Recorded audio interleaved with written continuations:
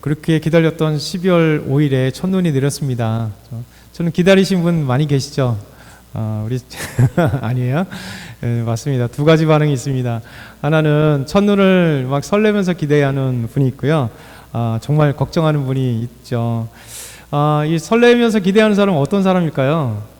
여러분이겠죠. 저 사랑하는 남편을 기대하고 사랑하는 아내를 기대하고 또 친구들을 기대하고 만남을 기대하고 여행 갈 준비를 생각하고, 그러니까 가장 기대하는 사람들은 뭔가 이렇게 이벤트 같은 그런지, 가장 아마 사랑하는 사람들이 있는 사람들이 애인 만나는 그 시간을 갖고 있을 사람은 첫눈의 의미가 참 좋잖아요. 그래서 아마 애인을 기다리는 그런 사람들은 참 좋아했을 것 같아요.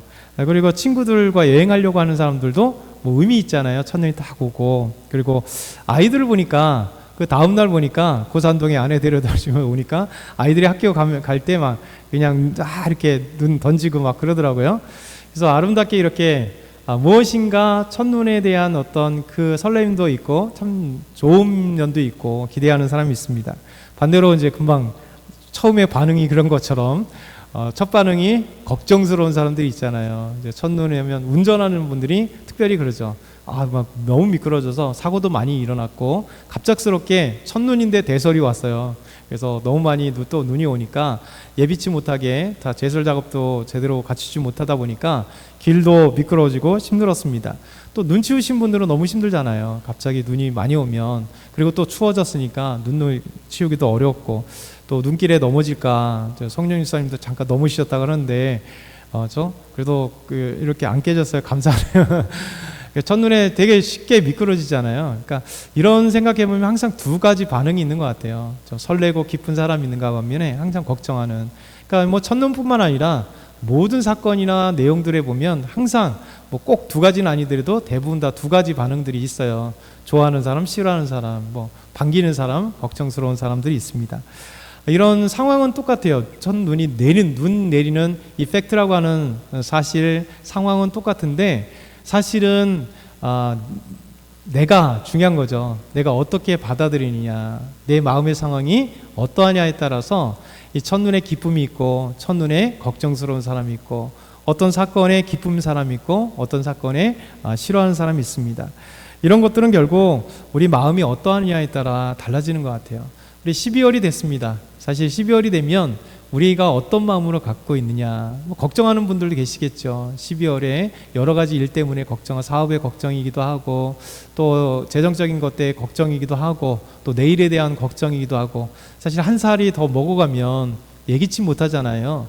그러니까 나이가 들어가면서 점점 느끼는 게 뭡니까? 한 해가 다르다라는 걸 느끼잖아요. 한 해가 다르게 자꾸만 몸이 아파지고, 한 해가 다르게 좀 뭔가 이게 변화가 일어날 때, 사실 나이가 들어가면서 아니면 여러 상황에서 조금 내일에 대한 어떤 분명하게 기쁜 사람은 막 희망이 찰 텐데, 2026년 또 어떻게 또 하루를 살아갈까 이렇게 걱정하신 분이 있고, 2006년을 되게 기대하는 사람이 있을 거예요. 진지하면 되게 기대할 거예요. 2006년도에는 어떤 직장이 나에게 기다릴까? 하나님께서 나에게 얼마나 좋은 직장을 주실까? 이렇게 기대하는 사람이 있으면서도 걱정하기도 하고, 또 안 되면 어떨까 이런 상황이 있습니다. 그래서 올해 12월 달이 되면 이렇게 기대할 때 어떤 것을 기대할까? 예수님에 대한 기대가 참 있었으면 좋겠어요. 그렇죠? 우리가 성탄절을 맞이하는데도 기대함 없이 오는 사람이 있고, 1년에 한 번 똑같이 내년에도 성탄절이 있고, 작년에도 성탄절이 있었고, 또 10년 전에도 있었고 10년 후에도 성탄절이 있을 건데 그냥 습관처럼 지나가는, 그냥 무의미하게 지나가는 분들이 계시고, 또 이 성탄절이 다시는 오지 않는 성탄절, 너무나 기쁜 성탄절, 또 예수님을 기대하는 그 마음이 있으면 성탄절 되게 설렐 것 같아요. 그래서 여러분의 마음은 어때요? 성탄절을 정말 이게 기대하고 준비하고 설렐까요? 아니면 그냥 지나가는 또 성탄절이네 이렇게 생각할까? 그러니까 하나님은 우리에게 지금 지난주부터 대림절에 이 말씀을 드리는데, 기다림이라는 주제를 갖고 작년도 기다림의 주제였습니다. 기대하는 사람들, 기다리는 사람들에게는 하나님의 은혜를 주신다라는 거예요. 얼마나 우리가 마음 가운데 기대하느냐, 또 기대하고 있느냐. 근데 하나님은 그 기대를 너무나 놀랍게 채워주신다는 거예요. 왜냐하면 그 예수님을 향한 기대함, 하나님을 향한 기대함이 우리 마음 가운데 믿음으로 이렇게 기대하면 하나님은 그 믿음대로 되는 놀랍게 채워주시고 인도하시고 함께 하시는, 금방 말씀드린 것처럼 2026년도 하나님께서 올해보다 더 하나님이 열어가실 것, 우리의 믿음이 성장하고 또 우리 재정이 늘어나고 또 우리 교회도 성도들이 늘어나고 또 우리 교회 재정도 늘어나고, 그래서 여러 가지 이제 생각하는 게 어렵잖아요. 우리 재정하시는 분들은 걱정이죠. 그래도 잘 생각해 보면 하나님은 신기하게도 그 해 교회는 원래 마이너스예요. 0으로 가야 돼요. 0으로. 왜 그러냐면 왜 0으로 가야 되냐면 교회 재정이 똑같다는 얘기가 아니라 신기하게도 2025년도에 만약 1억이었다. 그렇죠? 그러면 마이너스가 되는 거예요. 왜? 또 그만큼 쓰게 되기 때문에요. 만약에 2026년도 2억이 됐다. 그러면 또 신기하게도 남을 것 같잖아요. 안 그래요. 또 그만큼 씀씀이가 여러 가지 일들로 인해서 그만큼 쓰여지는 거예요. 그래서 교회는 항상 늘어나되 0으로 되는, 그래서 하나님께서 그 2026년 또 기대하면서 하나님이 채우실 거 기대하는 거예요. 교회는 그래서 놀라운 역사가 일어나는 거예요. 없을 것 같은데, 우리 성도님들 중에도 많이 직장을 지금 새로 구해야 되니까 일 다니다가 없으면 어떻게 돼요? 드릴 헌금이 조금 부족한 것 같은데, 육신적인 눈으로 보면, 세상적인 눈으로 보면 월급이 올라가는 것도 아니고 힘든 건데 어떻게 될까? 근데 신기하게도 하나님께서 우리에게 은혜를 주세요. 그래서 은혜대로 하나님 앞에 물질을 드리고 하나님께 영광 돌리면 신기하게도 교회가, 또 우리 교회 삶의 재정이 꼭 마이너스 같은데 채워지고, 마이너스 같은데 채워지고, 마이너스 같은데 채워지고, 이게 하나님의 은혜를 체험하는 거예요. 그래서 교회는요, 이렇게 0이 되지만 항상 하나님이 채워주시는 0이에요. 교회만이 아니라 여러분의 삶도 그래야 돼요. 하나님께서 채워주시고 채워주시고 채워주시는 것. 제가 홀로서기라는 그 시를 참 좋아하는데요. 찾아보니까 작년에도 한번 소개한 것 같습니다. 올해 2025년도에 베스트셀러 1위가 뭐냐면 한강 작가의 소년이 온다라고 하는 소설이 올해 베스트셀러 1위입니다. 작년에 노벨 문학상을 받으면서 베스트셀러가 됐어요. 근데 2년 연속 한 그 소설이, 한 작품이 베스트셀러 되는 경우가 지금 역대 5번째라고 그래요. 그만큼 어렵다는 거죠. 한 해에는 그래서 베스트셀러가 됐고 하는데 다음에도 동일하게 베스트셀러, 2년 동안 연속으로 베스트셀러가 된 게 지금 역대 5밖에 없다는 거예요. 그래서 2025년도에는 한강 작가가 작년에 이제 노벨상 받으면서 확 인기, 선풍적인 더 인기를 얻으면서 올해도 소년이 온다가 이제 다시 베스트셀러 1위로 2년 연속 있다는 거예요. 처음으로 베스트셀러 1위에 오른, 2년 연속 오른 게 바로 서정주 시인의 이 시입니다. 홀로서기라는 시. 아마 여러분들이 80년대 학창 시절이었다면 이 홀로서기를 안 읽어보신 분은 거의 없을 거예요. 시집은 안 사더라도 그 19절 하나 정도는 다 외웠을 거거나 아니면 봤을 것 같아요. 이분이 1987년과 88년에 2년 연속 최초로 2년 연속 이 홀로서기가 베스트셀러 된 첫 번째 작품입니다. 이 홀로서기가 이런 거예요. 1년만 보면 이런 얘기입니다. 만남을 목적으로 하지 않아도 좋다. 가슴이 아프면 아픈 채로, 바람이 불면 고개를 높이 쳐들고 날리는 아득한 미소, 어디엔가 있을 나의 한쪽을 위해 헤매이던 숱한 방황의 날들, 태어나면서 이미 누군가가 정해졌다면 이제는 그를 만나고 싶다. 참 아름다운 시기도 하고 참 그리워하는 시예요. 제가 이 시를 다시 한번 읽으면서 그런 생각을 해봤어요. 언젠가 한쪽을 만나고 싶다면 누굴 만날까? 예수님 만나고 싶다라는 생각이죠. 의외죠. 새로운 옛사랑을 만날 거라고 이렇게 제가 얘기할 것 같았으나 그게 아니겠죠. 우리가 누군가 만나고 싶다면 예수님을 만났으면 참 좋겠다는 생각이 들어요. 예수님을 우리의 반쪽같이 언젠가 만나고 싶은, 또 누군가 정해져 있다면 그 만남은 예수님을 향한 만남이었다면 좋겠다라는 생각이 들어요. 사실 우리 예수님은 성경을 통해서 우리에게 말씀하시잖아요. 우리가 예수님을 만나고 예수님을 우리가 믿는 것 자체가 하나님의 크신 은혜였어요. 하나님은 우리가 몰랐는데 창세전에, 이 세상을 짓기 전에 하나님께서 우리를 구원하시기 위해서 이미 예정하셨대요. 저와 여러분이 에베소 1장에 말씀하시잖아요. 창세전에 우리를 예정하시고 창세전에 이미 우리를 구원하시기로 작정하셔서 우리가 태어난 이때 그리고 언제 주님 앞에 왔는지 모르겠으나 우리는 그걸 잘 몰라요. 근데 믿고 나니까 하나님께서 은혜였다. 내 남편을 만나서, 내 아내를 만나서 내가 구원의 자리로 왔구나. 또 우리 섬기는 교회 우리 성도를 만나서 우리가 교회로 왔구나. 이게 바로 하나님의 은혜입니다. 우리는 몰랐지만 이게 이미 창세 전에 우리가 구원받기 위해서 구원의 자리로 하나님께서 자연스럽게 이렇게 인도하시고, 또 그래서 우리를 예정하시고 택하셔서 이곳에 모여 하나님의 영광을 찬양하고 예수 믿게 되는 것. 그래서 우리는 언젠가 반쪽을 만난다면 그 반쪽이 나의 영원한 동반자여 영원하신 우리 예수 그리스도. 그래서 언제든가 만날 수 있는 예수 그리스도를 만나면 좋겠다라는 거예요. 그 예수님이 우리를 위해서 이 땅에 오셨습니다. 예수님이 오신 목적은 우리의 구원을 위하잖아요. 죄를 용서해 주시고 죄인들을 우리를 구원하시기 위해서 이 땅에 오셨습니다. 그래서 가장 낮고 천한 모습으로 오신 거죠. 사실 예수님이 어떤 분이십니까? 예수님은 완왕의 왕이시고 영광이시고 하나님이시고 그리고 하나님의 아들의 위를 가지고 있는, 포지션을 갖고 있는 삼위일체로서 하나님의 아들로서의 모습을 갖고 계십니다. 그래서 우리 사실은 예수님은 이 우주 만물을 창조하신 창조주이기에 모든 권세와 능력을 가지고 계세요. 힘이 있는 것이죠. 그러니까 하나님이십니다. 그런 그분이, 사실 하나님이신 그분이 피조하신, 그러니까 지으신 인간의 모습을 입고 온다는 것은 대단하신 거예요. 자기 자신을 모두 내려놓고, 그리고 자기 자신을 비워놓고, 자기를 내려놓지 않으면 결코 이 땅에 내려올 수가 없는 거예요. 근데 예수님은 만왕의 왕이시고 하나님이신데도 불구하고 자신의 모든 것을 내려놓고 자기가 창조한 이 인간, 이 피조인 인간으로 이 땅에 오셔서 우리를 구원하시기 위해서 구원의 시작점을 갖게 하신 거예요. 그러니까 우리 하나님은 놀라운 것을 다 알고 계십니다. 사실 우리 예수님 모르시겠어요? 전지하시고 전능하신 분, 모든 능력을 가지시고 모든 지혜를 다 가지고 계시기 때문에 모든 인간을 다 아시죠. 한번 저희가 히브리서 말씀 들으면서 설교를 했던 거예요. 같은데요. 수요일날 우리 주님은 동병상련이잖아요. 그렇죠? 우리 먼저 다 알지만 이 땅에 피조한 인간의 모습으로 이 땅에 오셔서요. 어머니 뱃속에서, 그렇죠?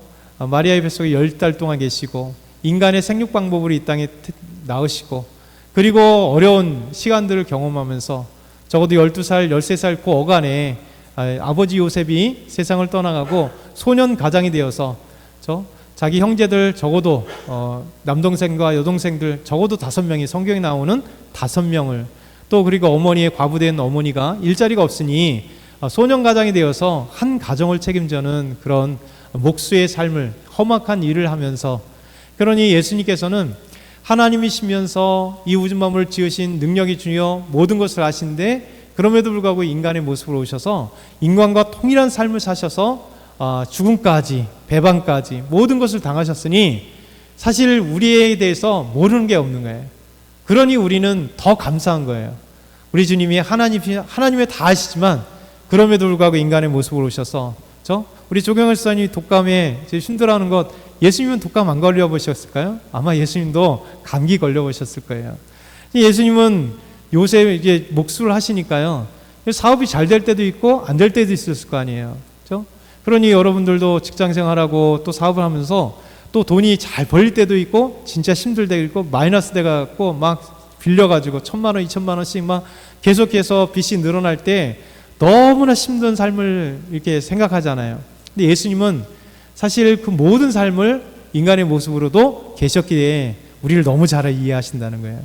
그러니 우리를 너무 잘 이해하시는 주님께서 우리를 사랑하시고 우리의 구원자가 되어주시고 우리의 주님이 되어주시고 우리와 함께 하신다는 건 이것만큼 행복한 게 없는 것 같아요. 그렇기 때문에 여러분 마음껏 우리 주님께 좀 기도할 수 있어요. 여러분의 삶의 소중한 이야기들, 나의 아픔, 나의 슬픔, 나의 경제적인 피로, 나의 직장의 피로, 내 사업의 모든 것들, 그러니까 하나님께 맡겨드리는 거예요. 그럼 놀랍게도요, 하나님께서는 인도하십니다. 여러분, 우리가 꿈을 자꾸만 소실되는 게 뭡니까? 현실을 바라보면 꿈이 소실돼요. 더 이상 나아질 것 같지 않은 나의 사업, 더 이상 나아질 것 같지 않은 나의 환경, 근데 우리 하나님 믿는 사람들은 성경의 전체가 뭡니까? 하나님께 꿈을 꾸기 때문에 하나님이 정말 그를 인도하시는 놀라운 역사를 보게 됩니다. 그렇죠? 다윗을 보세요. 소년이었을 때 아버지의 양을 치는 사람입니다. 아무런 소망이 없는 건 위로 7명의 형이 있었는데요. 형들도 인정하네, 아버지도 인정하네. 그냥 밖에서 혼자 사무엘이 왔을 때도 왕으로 뿔을 기름 채워서 저 왕을 세울 기름 부을 자를 탔는데 저 7명의 아들은 다 와 있는데 아버지는 지금 밖에서 양을 키우는데 양을 키우는 다윗을 부르지도 않은 사람이에요. 그럼에도 불구하고 주께서 그를 택하시고 그리고 10년이라고 하는 시간 동안 사울을 피해서 광야에서 도망다니는 도망자의 신세, 그에게 나오는 사람이라고는 아둘람굴에 있을 때요, 세상에 다 비천한 사람들, 그냥 없어서 갈 데 없는 사람들이 다 다윗에게 이상하게 몰려와요. 그런데 그들과 함께 다윗이 그 비천한 사람들을 먹여 살리니 자기도 지금 도망자 신세인데 먹여 살리는데요. 놀랍게도 역사하시는데 하나님은요, 그 아둘람굴에 모였던 이 비천한 사람들이 다윗이 왕이 될 때요, 여기서 다 위대한 장군이 나오고요, 여기서 다 이 유대 왕국을 이끌어가는 지도자들이 이 비천한 사람들 속에서 나오게 되는 거예요. 그러니까 하나님은 놀랍게 우리에게 꿈을 주면요, 우리의 현실을 바라보는 게 아니라 현실을 넘어 하나님이 인도하시는 그 놀라운 세계를 바라보는 거예요. 그러니까 비전을 갖고 기도하는 거예요. 그러니까 하나님 앞에 비전을 두고 기도하는 거예요.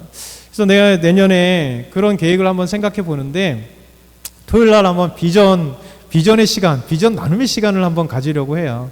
그러니까 제가 아직 말씀을 못 드렸는데, 김민종 목사님과 함께 예배 드리는 게 아니고요, 김민종 목사님과 함께 그 아름다운 토요일에 식사도 하면서 차 한잔하면서 비전의 이야기를 좀 나누려는 그런 생각을 가지고 있습니다. 그래서 목사님 시간을 한번 내면 여러분이 이제 개인적으로 회비를 거둬서 여러분이 자기 식사와 자기 커피 한 잔 갚으려면, 왜 그런 얘기를 하냐면요, 목사님의 삶의 간증 자체가, 목회하는 간증 자체가 하나님이 역사하셨던 수많은 믿음의 사람들이 정말 힘들고 어려운 과정 속에 하나님께 도전하고 하나님 복 주셔서 이끌어 가셨던 너무나 놀라운 그런 삶의 간증 이야기가 너무 많습니다. 그러니까 이야기를 들으면요, 만나서 이야기 들으면 뭐 제가 힘이 생겨요. 비전이 생겨요. 다시 꿈이 생겨요. 아, 그렇구나. 하나님께 기도하면, 하나님께 나아가면, 하나님 앞에 도전하면 이렇게 생긴다. 그래서 토요일 날 언젠가 좀 해서 곧 이제 여러분에게 이야기를 드리면 누구나 참여해서 편안하게 한 3시간 정도, 목사님 말씀하시면 3시간이니까 같이 식사도 하고 커피도 한잔 하면서 실예들이 얼마나 하나님께서 수많은 믿음의 사람들을 역사하셔서 꿈있게 하시고 놀랍게 이끌어 가시는가를 산 증인을 보면, 여러분, 그게 우리 나이에 하나님이 하신 분들이 너무 많아요. 그러면서 꿈이 생기는 겁니다. 여러분, 꿈이라고 하는 것은 이런 거예요. 하나님이 일하심을 우리가 바라보면서 여기서 그만두는 게 아니라 하나님이 내 나이에 내 상황에서 일하실 걸 기대하면, 하나님은요, 전능하신 하나님이기 때문에 이끌어 가시는 거예요. 그래서 우리가 그런 어떤 생각들을 갖고 가면 놀랍다라는 거예요. 우리 하나님이신 예수님이 이 땅에 내려오시기 쉽지 않잖아요. 근데 예수님도 비전을 가지셨기 때문에, 우리를 구원하시기 위한 놀라운 비전을 가지고 있기 때문에 여러분 도전하신 거예요. 예수님은 도전 아닐까요? 정말 도전이에요. 자기 자리를 내려놓는다는 건 쉬운 건 아니에요. 그렇죠? 그렇지 않습니까? 여러분, 이 문제를 징계받아갖고 한 단계 그냥 강등되면 얼마나 사람이 화가 나요. 이번에 어떤 계엄 사태를 통해서 별자리가 하나 대령으로 예편한 분이 있잖아요. 그분은 속을 얼마나 막 이렇게 드글드글 끓였을까요? 별로 힘들게 하나 올라갔는데 대령으로 예편한다는 게, 그러니까 사람은 내려온다는 건 진짜 힘들어요. 근데 예수님은요, 하나님이시고 이 우주만을 지으시고 인간을 지으셨던 그분이 피조물인 인간으로 이 땅에 오셨어요. 그렇기 때문에 우리가 예수님의 마음을 본받는 거예요. 그렇죠? 빌립보서 2장 5절부터 8절, 정말 자주 우리가 읽는 말씀인데 다시 한번 읽어볼게요. 너희 안에 이 마음을 품으라. 곧 그리스도 예수의 마음이니 그는 근본 하나님의 본체시나 하나님과 동등됨을 취할 것으로 여기지 아니하시고 오히려 자기를 비워 종의 형체를 갈사 사람들과 같이 되셨고 사람의 모양으로 나타나사 자기를 낮추시고 죽기까지 복종하셨으니 그 십자가에 죽으심이라. 아멘. 사람이 자기를 내려놓기가 쉽지 않습니다. 이것을 겸손이라고 얘기합니다. 여러분, 있는 사람이 다 내려놓고 열등한 사람이 되라는 게 아닙니다. 있으면 있는 대로, 없으면 없는 대로 자신을 이해하고 하나님 앞에 나는 그래도 하나님 연약합니다 라고 고백하는 게 겸손이에요.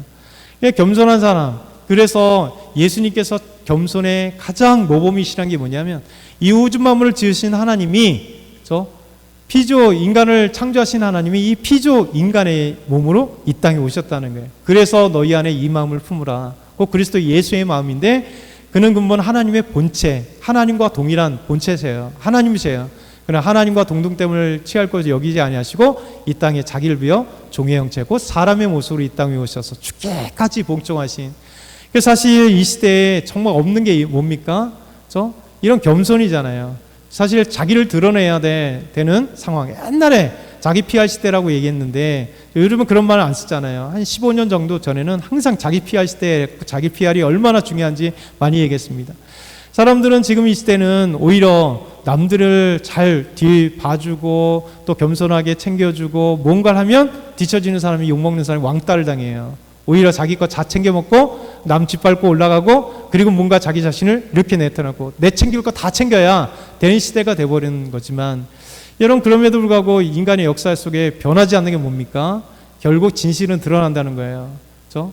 그래서 좋은 사람들은 결국 지금 당장은 이용당하는 것 같은데 오히려 나중에 시간이 지나면 오히려 인정해주고 그 사람과 가까이 싶어하고 그리고 이 사람은 진짜 이 마음이 원래 그랬구나. 왜? 세상이 다 그러니까 처음에는 의심하잖아요. 저 사람 속마음이 저러지 않는데 날 이용하 먹으려고 그러나? 뭔가 뒤통수 치려고 그러나? 근데 실제 보니까 그렇다는 거예요. 우리가 진짜 예수 믿는 사람들은 힘들지만 기도하면서 이 마음을 풀어나는 거예요. 겸손의 마음, 그러니까 내려가는 마음, 남을 높여주고 싶어하는 그런 마음들을 믿으라. 그럼 우리 주님께서 함께 하신다라고 하는 것이죠. 우리 주님께서 이 땅에 오시는 이 아름다운 것들을 기대하는 사람이 진짜 중요합니다. 오늘 주인공이었던 안나가 그렇습니다. 안나는 그의 아버지가 비누엘이라 이게 바누엘이라고 합니다. 바누엘. 그의 아버지의 이름이 참 아름다워요. 하나님의 얼굴이라는 뜻입니다. 바누엘이. 그러니까 하나님의 얼굴. 그러니까 안나라고 하는 이분은 믿음의 집안에서 태어나신 분이에요. 그의 아버지가 하나님의 얼굴이라는 뜻을 갖고 있는 믿음의 집안. 그래서 이 믿음의 집안에서 태어났던 여인 안나. 그러면서 자라면서 그는 하나님께 소명을 받아서 선지자가 됩니다. 여선지자가 돼요. 근데 이 삶의 시간이 참 어려워요. 믿음에서 태어났는데요. 그리고 선지자가 됐는데요. 그러면 하나님이 형통하게 하실 것 같은데 그의 삶은 참 안타까운 삶입니다. 그가 결혼한 지 7년이 되었습니다. 남편이 갑작스럽게 죽게 됩니다.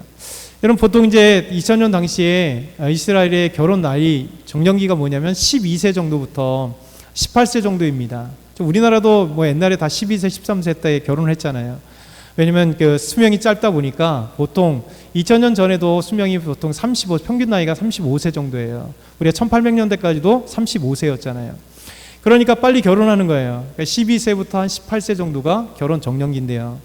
그러니까 결혼 정년기에 결혼했다면 적어도 저 12세에 결혼했다면 몇 세입니까?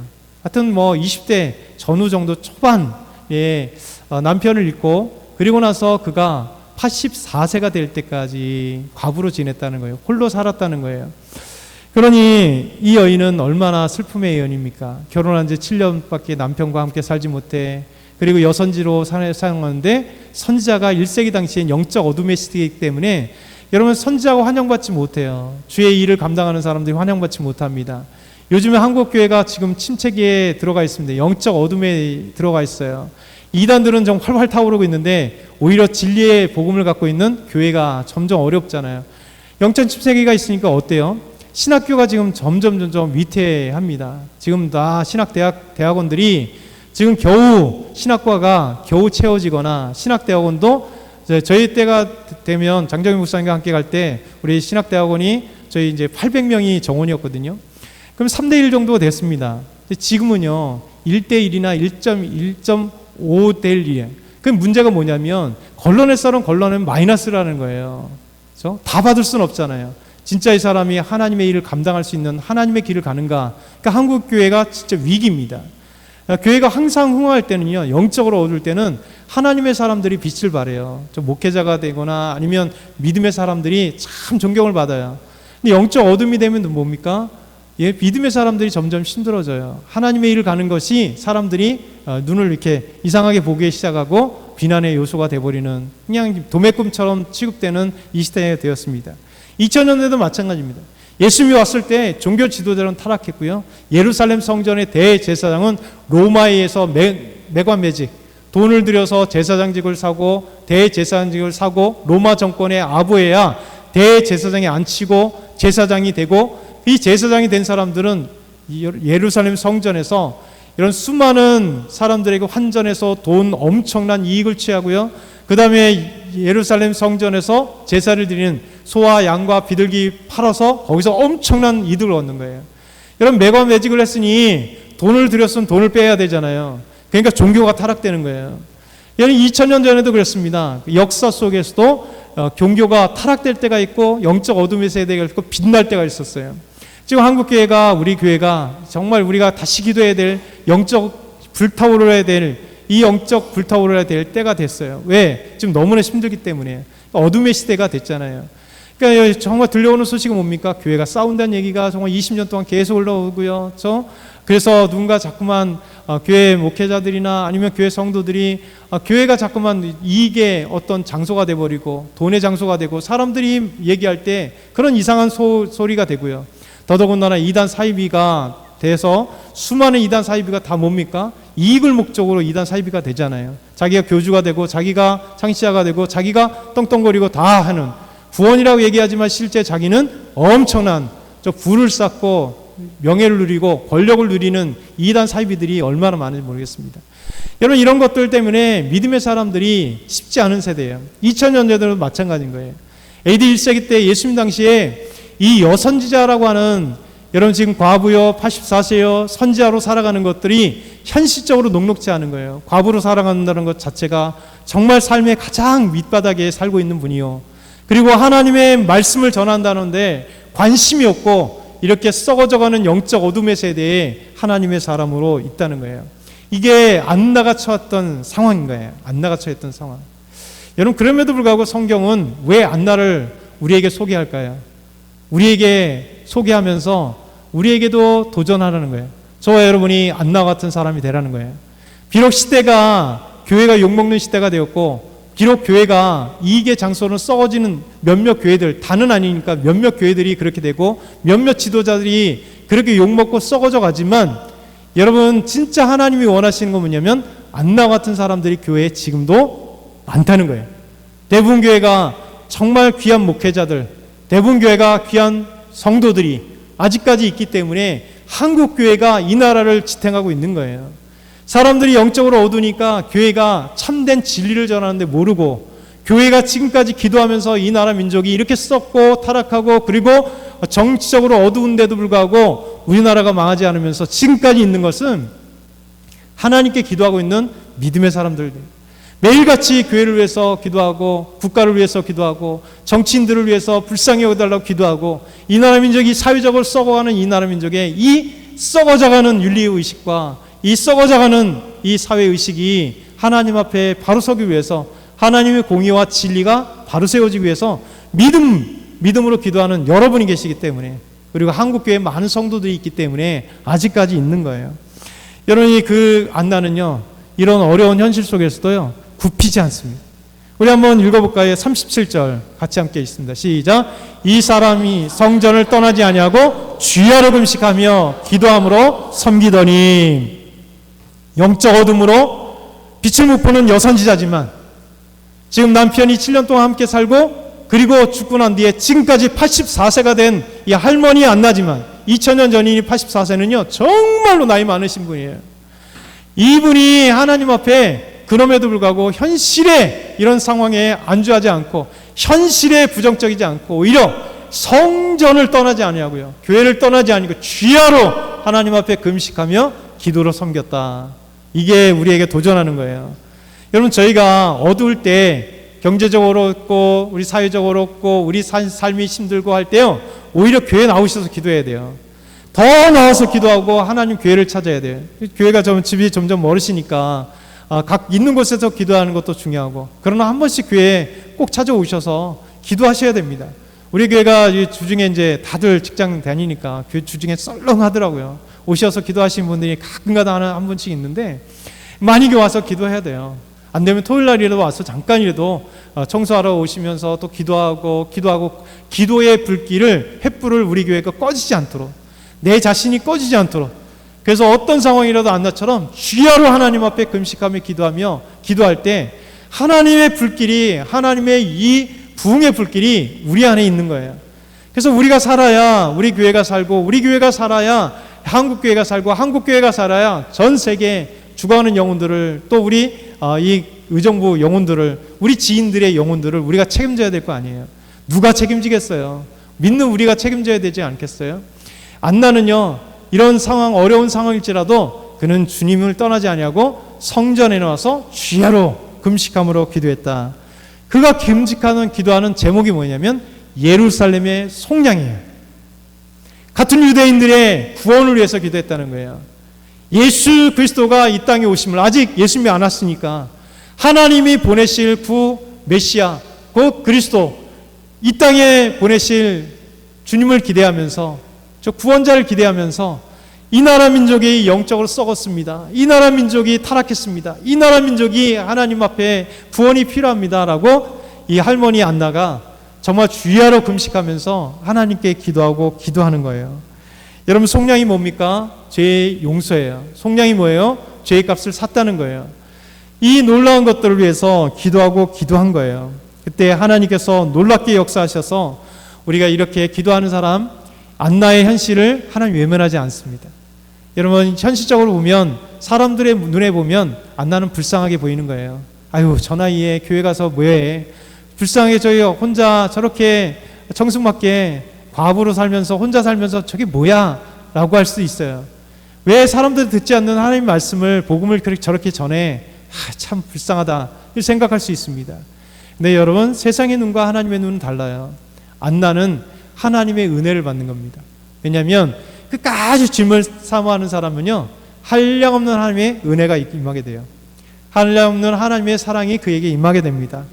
여러분, 이 안나가 결국 예수님 어린 얘기, 저 8일 된 이 아기 예수님을 요셉과 마리아가 베들레헴에서 낳고 정결 예식을 하기 위해서, 할례를 하기 위해서 성전에 왔어요. 그 예수님을 바라본 거예요. 38절 마지막으로 한번 읽겠습니다. 시작. 마침 이때에 나와서 하나님께 감사하고 예루살렘의 속량을 바라는 모든 사람에게 그에 대하여 말하니라. 아기 예수님을 바라보는데요, 그렇게 예루살렘의 속량을 기다렸던 분이 바로 이분이라고 하는 것, 이 아기라는 것을 깨달았어요. 우리 중고등부 예배 때 시몬을 얘기했는데요, 여러분, 아기가 왔는데 아기가 구원자인 걸 누가 알겠어요? 예수님이 복음 사역을 시작한 3년 동안도 사람들이 예수님을 메시아로도 보지도 못했고, 그가 구원자라고 믿지도 않았고, 제자들도 3년 따라다니면서도 이해하지 못했는데요, 하나님의 은혜가 임한 사람만이 알 수 있는 거예요.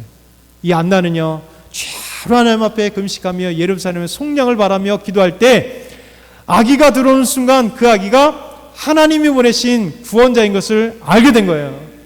그리고 예루살렘의 속량을 바라는 모든 사람에게 이 아기, 그에 대해서 말하니라. 여러분, 우리는 이제 성탄이 가까웠어요. 성탄이 가까우면 우리가 기대하며 동시에 이 땅에 성탄이 오신 목적이 뭐예요? 우리를 구원하시기 위해 예수님이 이 땅에 오신 거잖아요. 이 낮고 천한 인간의 모습으로 오셔서 우리를 구원하시기 위해서 오십니다. 이 오심에 대해서 우리가 기쁨으로 맞을 준비해야 되고 기대하는 마음으로 갈 때 하나님께서 이 12월이 새로운 12월이 될 거예요.